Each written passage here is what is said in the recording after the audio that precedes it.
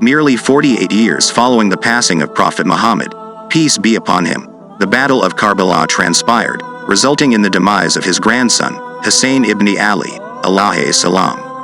What were the reasons behind this clash and what confers its significance upon Islamic history? Subsequent to the assassination of Imam Ali, alayhi salam, in 661 CE, a void of authority emerged.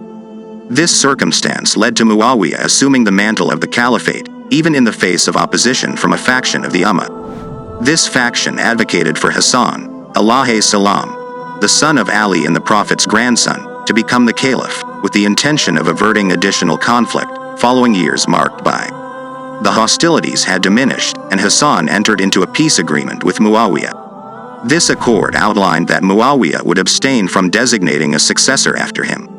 In the year 670, Hassan was the target of an assassination, resulting in his brother Hussein, alayhi salam, assuming his responsibilities. The agreement was violated when Muawiyah designated his son Yazid as his heir in 680, marking the commencement of the Umayyad dynasty. To validate his rule, Yazid employed methods such as corruption, bribery, and the deployment of force. Yazid required loyalty, likening it to a sharpened knife, given his overtly unethical conduct. Recognized for his ruthless reputation, Hussein was compelled to depart from Medina due to the looming threats of imprisonment and assassination. He found himself in possession of myriad letters hailing from Kufa, Iraq, vowing allegiance for an uprising against his refusal to pledge loyalty. He articulated, "I stand prepared to engage in combat with the exclusive aim of rectifying the dwelling of my grandfather, the revered Prophet of Allah. My objective is to advocate virtue and discourage vice." Initially, Hussein, alayhi salam, embarked on a pilgrimage to Mecca, but subsequently embarked on a journey to evade turmoil and safeguard the sanctity of the sacred city.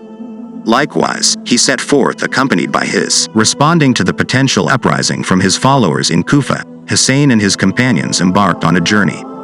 The governor dispatched forces to Kufa with the intention of suppressing any dissent, leading many of Hussein's supporters to retract their backing, accompanied by the looming specter of violence. Upon nearing Kufa, Hussein's caravan encountered an interception by a contingent of Yazid's military, under the leadership of a man named Hur al-Riyahi. Hur commanded a substantial force, bolstered by the addition of a larger army led by Omar bin Saud. Together, they laid siege to Hur's camp in what is now recognized as Karbala, situated in contemporary Iraq. This maneuver effectively severed, deprived of access to water for Hussein, alayhi salam, and his family. It led to the suffering of men, women, and children enduring days of thirst in the scorching desert heat of Iraq. The army insisted on Hussein's allegiance, accompanied by threats of his demise. Despite overwhelming challenges, Hussein stood firm, refusing to yield. On the eve of the impending battle, Hussein, alayhi salam, informed his companions that they were at liberty to depart, yet they chose to commit to standing by his side even in the face of an inevitable defeat. As dawn broke on the 10th of Muharram, renowned as the day of Ashura, Hussein, alayhi salam, conveying a compelling address, he emphasized his lineage as the Prophet's grandson and his desire for peaceful resolution to the opposing forces. Stirred by the same speech, a sense of dread relinquished its grip within his own ranks, prompting some to switch allegiance and join his side. Consequently, the conflict initiated, with Hussein's approximately 72 companions confronting an opposing force that many historians estimate to have reached 30,000 strong. The companions of Hussein fought valiantly in smaller groups and met martyrdom on the battlefield. As the battle wore on, only a handful of his family members remained by Hussein's side, yet they too met their demise. Hussein, alayhi salam, alone now, he beseeched the opposing forces for water to quench the thirst of his 6-month-old baby.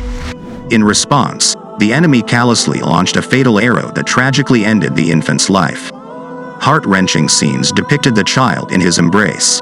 Hussein, alayhi salam, tenderly laid the child to rest and bade farewell to the women and children of his encampment. With resolute determination, he charged into the battlefield where, after a display of remarkable courage, he eventually tumbled from his horse, encircled by hostile soldiers.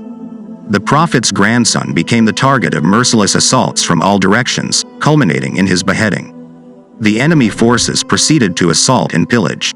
Taking possession of the deceased remains in the camp of the family of the saints, the tents were ignited with the women inside, including granddaughters of the Holy Prophet. Subsequently, the family was seized by Yazid's army and later paraded to Damascus in Syria. The narrative of Karbala left a significant impact on the Muslim Ummah as word spread, triggering numerous uprisings across the expanse of the Muslim Empire. Many contend that the Battle of Karbala fundamentally altered the trajectory of Islamic history.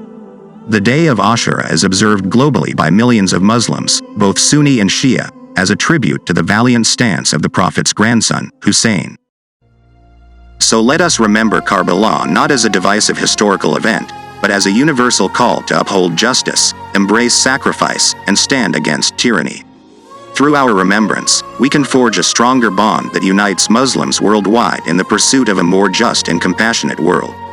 If you found this message meaningful, don't forget to like and subscribe to our channel for more insightful content that resonates with the spirit of Islam. Share this video with fellow Muslims. Thank you for watching, and may the blessings of Allah be upon us all.